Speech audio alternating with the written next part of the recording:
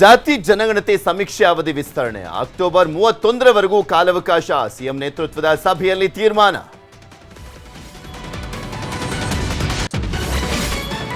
ಕತ್ತಿ ವರಸಿಯಲ್ಲಿ ಗೆದ್ದ ಸಾಹುಕಾರ್ 29 ವರ್ಷಗಳ ಬಳಿಕ ಬೆಳಗಾವಿ ಡಿಸಿಸಿ ಬ್ಯಾಂಕ್ ಗದ್ದುಗೆ. ಕತ್ತಿ ವಿರುದ್ಧ ಜಾತಿ ನಿಂದನೆ ಕೇಸ್. ಕೋರ್ಟ್ನಲ್ಲಿ ಆರ್ಎಸ್ಎಸ್ ಪಥಸಂಚಲನಕ್ಕೆ ಪರ್ಮಿಷನ್. ಖರ್ಗೆ ಬಿಜೆಪಿ ನಡುವೆ ವಾಕ್ಸಮರ. ಆರ್ಎಸ್ಎಸ್ ಭೂಗತ ಸಂಘಟನೆ ಎಂದ ಹರಿಪ್ರಸಾದ್.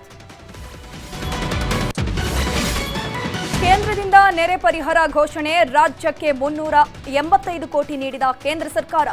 ಬಿಜೆಪಿ ಸ್ವಾಗತ, ಕಾಂಗ್ರೆಸ್ನಿಂದ ಕೆಂಡ.